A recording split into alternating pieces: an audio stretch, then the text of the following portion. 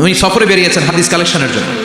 প্রচন্ড শীতের রাত, উনি মাগরিবের নামাজ এশারের নামাজ পড়ে একটা মসজিদে শুয়ে পড়লেন, আর শুয়ে শুয়ে হাদিস পড়তেছেন। কি পড়তেছেন? কথা বলেন।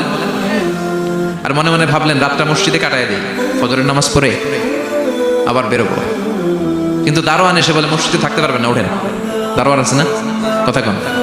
আহমদ ইবনে হাম্বল বললেন আমি শুধু রাতটা থাকতে চাই, আমি তো ফজরেরও মুসল্লি, ফজর নামাজ পড়বো তো এই মসজিদে, আমার থাকতে দাও। দারোয়ান তো দেয় না, কেন না, মসজিদে থাকার জায়গা না, যান মিয়া। উনি যে আহমদ ইবনে হাম্বল এটা চিনে নাই, থাকতে দেয়। কি করবে এখন? উনি কাঁথা গুছিয়ে হাদিসের কিতাব নিয়ে কাদের মধ্যে ব্যাগ নিয়ে মসজিদ থেকে বের হয়ে গেলেন। কি আর করবে, প্রচন্ড শীত, আর কাঁপতেছেন বুড়ো মানুষ। প্রতিমধ্যে দেখলেন বাজার, বাজার একজন খাব্বাস, শাবুন খাব্বাস, যুবক রুটি বিক্রেতা। সে রুটি বিক্রি করে, চুলার মধ্যে রুটি শেখে। সে যে সালাম দিল আসসালামু আলাইকুম, যুবক বলে ওয়ালাইকুম আসসালাম। আহমদ ইবনে হাম্বল বলে যুবক আমার যাওয়ার জায়গা নেই, সফরে বেরিয়েছে, খুব শীতে কষ্ট পাচ্ছি, রাতে যদি তোমার এই চুলা থেকে একটু আগুন পোহাই কোনো সমস্যা? যুবক বলে না না সমস্যা না, হালান সাহালান, বসে আমাদের আসেন আসেন, আপনি আগুন পোহাইলে আমার সমস্যা কি? সুবহানাল্লাহ পড়েন।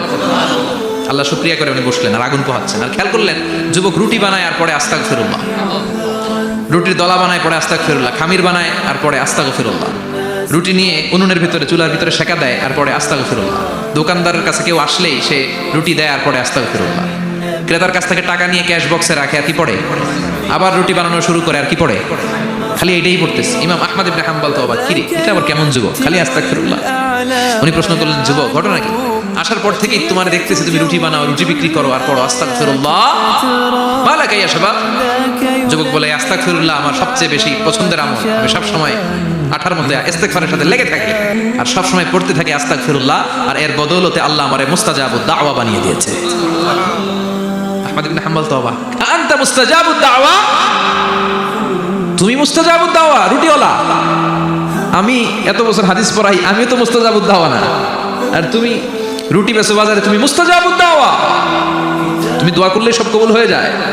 যুবক বলে না আনা মুস্তাজাবুদ দাওয়া, আমি আমার জীবনে যত দোয়া করেছি কবুল করে নিয়েছে কে? সব দোয়া কবুল করে নিয়েছে আল্লাহ, একটা দোয়া ছাড়া। কয়টা? আহমদ ইবনে হাম্বলের কৌতূহল, কিউরিওসিটি আরো বেড়ে গেল। কি? সব দোয়া কবুল হয়েছে একটা দোয়া ছাড়া। মাযালিকা দোয়া ইয়া শাব, কি সেই দোয়া? যুবক এবার বলতে শুরু করলো আমার জীবনে যে দোয়াটা আল্লাহ কবুল করে নাই সেটা হচ্ছে আমি আল্লাহর কাছে অনেক চেয়েছি, অনেক দোয়া করেছি যে আল্লাহ শুনেছি এই জামানার সবচেয়ে বড় মুহাদ্দিস, তার নাম নাকি ইমাম আহমদ ইবনে হাম্বল। আল্লাহ তোমার কাছে আমার চাওয়া আমি যেন এই ইমাম আহমদ ইবনে হাম্বলের দেখে মরতে পারি, আমি যেন ইমাম আহমদ ইবনে হাম্বলের হাতে হাত রেখে মুসাফা করতে পারি আর তার কপালে একটা চুমু এঁকে দিতে পারি। আহমদ ইবনে হাম্বল আবেগপ্রবণ হয়ে গেলেন, চোখের পানি ছেড়ে দিলেন, বললেন যুবক তোমার এই দোয়াটাও কবুল হয়ে গিয়েছে।